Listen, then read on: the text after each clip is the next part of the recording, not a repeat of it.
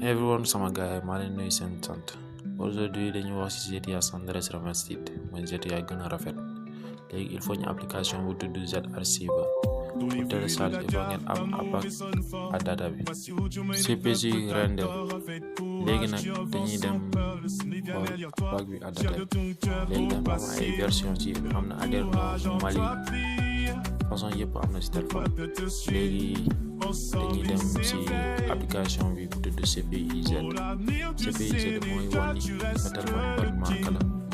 Mali la wala Android dañoo wàcc suuf ñu foofu bind Aderno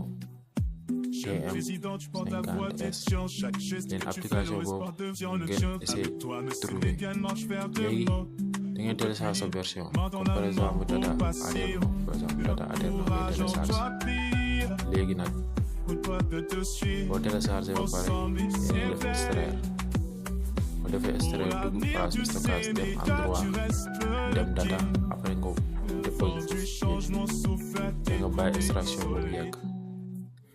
N'hésitez pas d'abonner, d'activer la cloche de notification.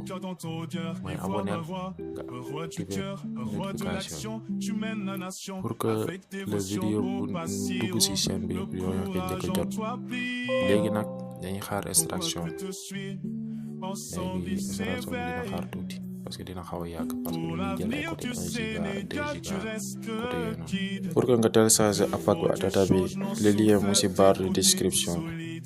wala ci commentaire léegi installation terminée léegi dañuy dem seeti application pour ñu installer ko léegi dañuy delluwaat fu ñu jóge woon dañuy dem place téléchargement ñëw jël application installé léegi après ñu installer application yi dañuy xaar tuuti ba mu installé bi mooy GTA yi rafet en plus dafa ànd ak ay code du nekk fii di télécharger ay kilo mode parce que application bi dafa àndal code léegi installé na ba pare dañuy activer permission yi mooy autorisation des fichiers autorisé ba pare ñu génn dañuy dugg ci GTA bi après dugg ci GTA bi dañuy xaar tuuti ba affaire bi chargement tuuti léegi nag ñëw nañ il faut bés offline kay léegi dañ ñëw start game bu ñu bësee start game new game après ñu bës load game comme ça yooyu boo souhaitez retourner à 0 léegi nag bu ñu duggee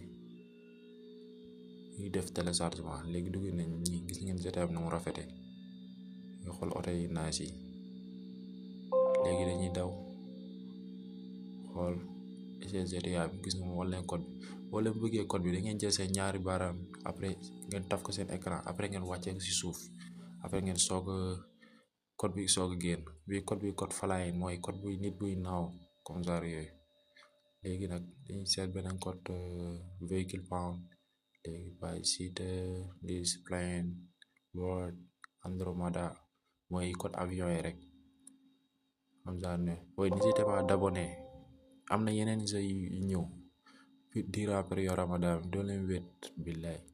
abonné leen activer cloche notification de ne rien manquer léegi nag merci léegi prochaine vidéo dinaa ci def beneen jeu bu gën a neex bu leen fàtte abonné ngeen aimé vidéo bi merci asalaamaaleykum